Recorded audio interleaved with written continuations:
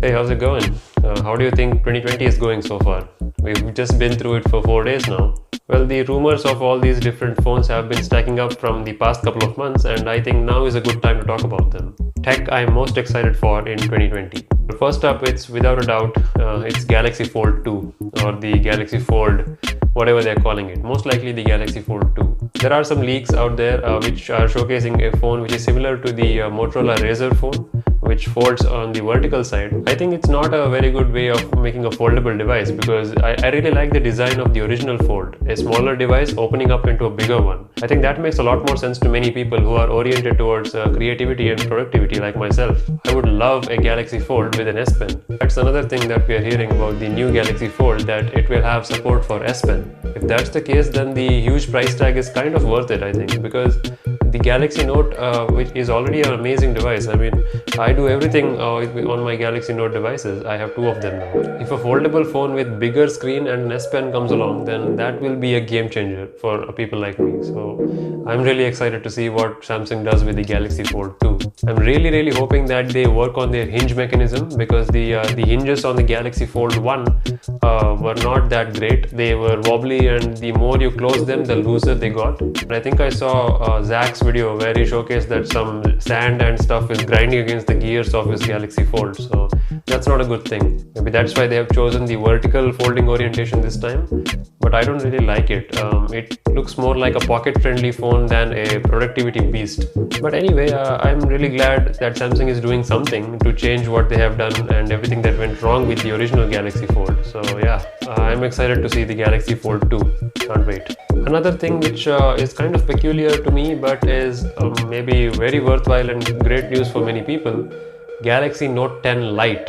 Yeah, there is a light version of the Galaxy Note 10 coming out with a punch hole camera and rounded corners on the screen. The screen doesn't appear to be a curved screen, which I don't really like actually. Yeah, people really take my phone and they admire it looking at the edges, but the thing is they are only using it for 2 minutes. I'm using it for a whole year, right? And I have noticed that every time I take my S Pen to the edge, it slips off and it just causes annoying glare.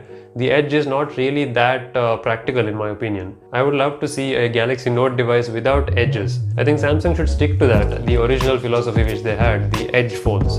There was an S7 and there was an S7 Edge. Those who want the edge, let them have it. But having an edge on your phone on both the sides just gives you a more vulnerable screen area to have it damaged. So I would have loved that my Note 9 would not have any edges, because the S Pen would be more easy to use on it. Note 10 Lite does have it, so that's great, I guess. The Note 10 Lite is supposed to be a smaller device with a 6-inch display. It should have around 128 GB of internal storage with 6 gigs of RAM, like the base model of the previous gen Galaxy Note 9. The punch hole selfie camera is the same as the Note 10 Plus, which is 10 megapixels. And the rear cameras have a triple camera setup now with a 12 plus 12 plus 16 megapixel arrangement. So that should give it a significant edge over the predecessors. So at least you have some reason to get the Note 10 Lite over the Note 9. Now the reason why I went with the Note 9 instead of the Note 10 Plus is because the Note 9 still has a headphone jack, which I use a lot. I simultaneously use my charging port and the headphone jack more often than I think. I can't really use dongles and things. That is why I hated Apple in the first place. And I'm really upset that Samsung removed the headphone jack from the Note 10 and 10 Plus. Thankfully, the Note 10 Lite is supposed to have a headphone jack, so that's amazing. But the thing is, the Note 10 Lite is not going to be a very cheap phone. It will still be around $900, so it will still be a very premium smartphone. But at least it's not like $1,000+ like the Note 10 and 10 Plus. It kind of looks like the Note 10 Lite is a proper upgrade to the Note 9, don't you think? It has the headphone jack, it has a better display, it has a better processor and better set of cameras. All the things which the Note 9 could improve upon. So at this point, you really don't have a reason to go and get the Note 10. If you don't have enough of a budget to spend on the Note 10 Plus, just get the Note 10 Lite. The only major downside that you might be making is the processor. It may not be the true flagship processor that's present on the 10 and 10 Plus. It's still running supposedly on the Exynos 9810 chipset, which is the 2018 chipset of Samsung instead of the Exynos 9820. It's not a huge difference in terms of processing power, but I think we might miss out on some features when it comes to camera, because the latest Note 10 is great when it comes to videos. It's drastically better than the Note 9 in terms of stabilization and dynamic range. I really hope that the Note 10 Lite doesn't fall short on this, because that would really be a deal breaker for many, including myself. Not that I'm planning on buying it, but who knows. I already have 2 Note devices now. I may have 3. I can't control myself, I'm sorry. We do have some good news on the battery department though. It's supposedly going to have a 4500 mAh battery, so that is a very big unit. I think it's the biggest unit Samsung has ever made. Yeah, Galaxy Note 10 Lite is going to be a smash hit device, just like the Galaxy S10e was. So bring it on, Samsung. I'm really glad that you're doing this. Hopefully. The next one is kind of obvious. It's the 2020 iPhone, or the anniversary edition iPhone, whatever you want to call it. I am pretty happy with the iPhone 11 Pro when it comes to the camera tech and everything that they introduced with it. Even though I don't like their ecosystem all that much, I am looking forward to what Apple is doing. So maybe in a few years' time, they might make an iPhone without notches. Now, it has been revealed from a few patents that Apple filed that they are working on a completely notchless iPhone. I mean, it's not a surprise. Apple is not really blind or deaf. They can still see and hear all the criticisms and memes that people are making with the humongous notches, whereas even budget phones like the Redmi K20 and the Realme X give you a full screen display with a pop-up camera. Now, we know Apple, they are not going to make any bold moves and give any pop-up cameras. What I think might happen is a very thin bezel on top with a 12 megapixel selfie camera on it. Now, the rumors suggest that there will not be any lightning port. In fact, Apple is going to make a completely portless iPhone. That was their goal in the first place. They removed the headphone jack, and now they have removed the lightning port as well, apparently. So the entire iPhone can only be charged with wireless charging. Now, I'm not sure if Apple might make something that drastic, but then again, the iPhone 7's headphone jack was called as an act of bravery. So whatever, Apple might make it, who knows. If they are going to do that, they will have to come up with a faster way of charging, because wireless charging is not that great. Now, with the headphone jack and lightning port gone, there is more space inside the phone. So I'm expecting a bigger battery and a haptic sensor, which is much bigger than any other iPhone.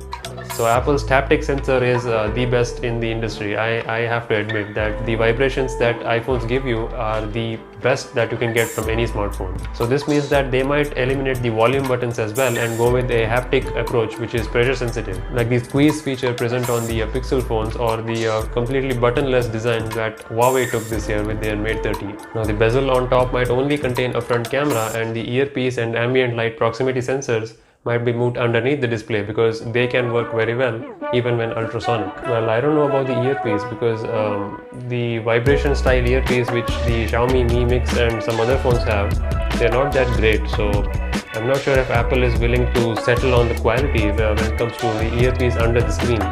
But nevertheless, it's going to be a very interesting phone. Now, we might see more cameras this time around, but I'm not really sure what they might do with an additional sensor.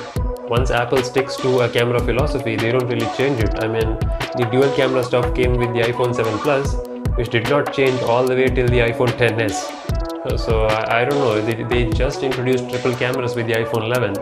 My opinion is that they will not introduce any more cameras, but they will do more improvements in software with their deep fusion and other things. Because if Google Pixel has taught us anything, it's that great software can do much better in terms of the photographic results than great hardware can. That's pretty much it. Those are my 3 top smartphones that I am looking forward to in the coming months in 2020. What are you most excited for? What have you heard in the rumor world out there? Share some knowledge with me, because I can't really keep up with everything. If you like this video, then you can maybe subscribe to this channel. I also started another channel in the name of my blog. It just says Dope Tech Fever, so you can subscribe to that as well, because that's kind of like my backup channel. I don't know. I will be moving this channel to a brand account soon, so that means that I will lose the comments and the replies that I have given to you guys. Well, that is just something that I have to bear, because it was my mistake to make this channel straight out of my own personal account. I shouldn't have done that. Actually, YouTube shouldn't have given that option in the first place. Like, why would you create a channel with your personal account linked to it? It should always be a business account or a brand account. I'm kind of pissed, but whatever, like, we'll move on. I'm still in the early stages of YouTube, so I think I should better make the switch fast. Well, that's been it. Thank you for watching, and I will see you next time. Maybe a new outro should be good for a new year.